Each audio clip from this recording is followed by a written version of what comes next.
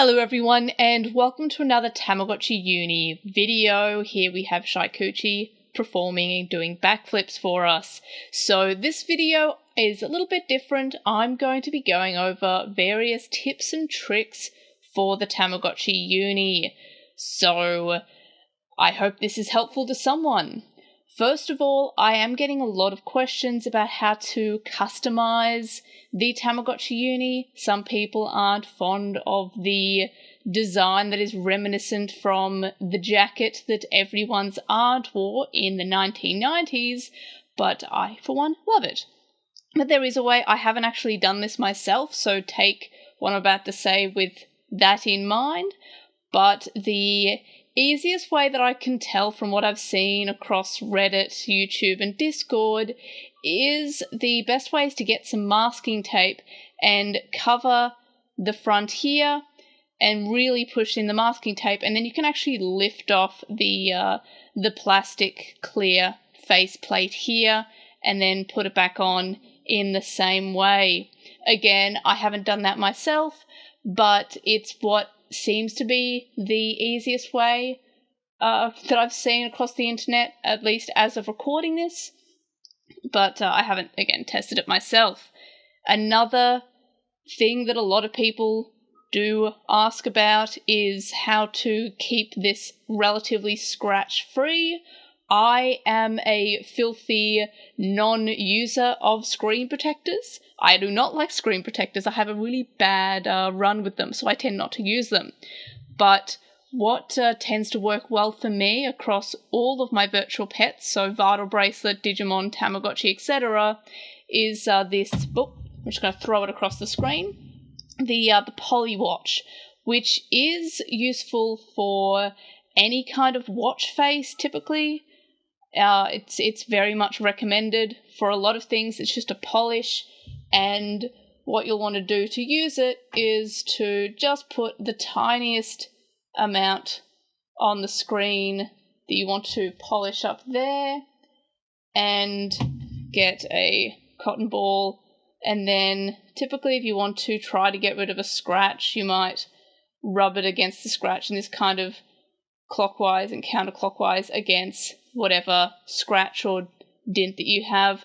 Of course, it's not complete magic. It's not going to fully remove like giant scratches, and if there's broken plastic, it's not going to fix that, but it does a pretty decent job, and it's a good way to keep general scratches that you get from general use away. So I noticed there was a weird kind of scratch on the screen, and I ran to my Poly Watch, which, again, it literally lasts for ages. I've had this for quite a while now, so definitely can recommend the good old Poly Watch there. Big fan of it.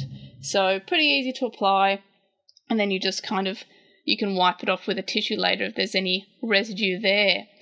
The next tip has to do with the connecting to internet. So for when you connect to the internet for the first time, if you go to send to phone, or if you're just wanting to send through a photo from the social part of the Tamagotchi when you send it to phone, the first step here is to connect it to the Tamagotchi's only local temporary access, which is pretty neat. However, it doesn't work perfectly all the time. So that's the first step. You connect to it, and then you'll have to scan the QR code to go to a local address. However, a lot of people are getting stuck on the connecting stage, and the reason for that is if you're connecting to your phone is automatically going to use its local cellular to connect to anything. So it's not connecting to that address. So what you'll want to do is before you scan the QR code under social or however you're getting up the QR code, you are going to want to turn off the cellular on your phone so only the Wi-Fi is on. Otherwise, you might not be able to connect, and you might not be able to send through photos or connect your Tamagotchi to the internet using the send to phone functionality. So that is a kind of like a quick tip that I wanted to say, because it is catching a lot of people out, because typically you don't go around with your phone without cellular on, like enabled. So that's a quick one there. Another one is to check what items are in stock daily. They do rotate out, so I don't always have Loco Moco, but I do today. And I don't usually have sumo style hot pot or soup, I think. So the first chunk are the exclusives to whatever region you're in. The next ones are the rotations. So definitely check those each time, because different Tamagotchi have different favorites in terms of the foods and snacks. As of recording this, there's no official word on the actual evolution requirements, though I am pretty confident that I got Shy Coochie by feeding the teen a lot of mahi-mahi. That was the only non-default food that I fed, and I got Shy Coochie. I don't think I got the 4 care mistakes that the Wikia is currently saying is the evolution requirement.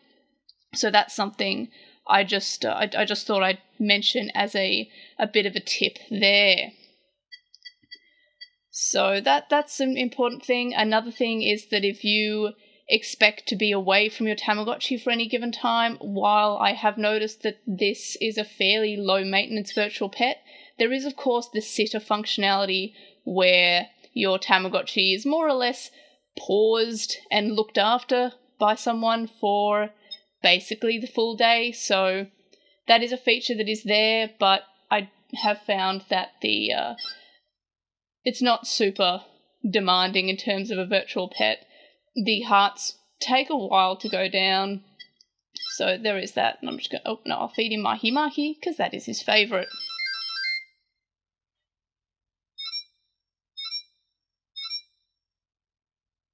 And then another kind of like, it's a kind of your mileage may vary on this one, but the Tamawalk feature is pretty handy.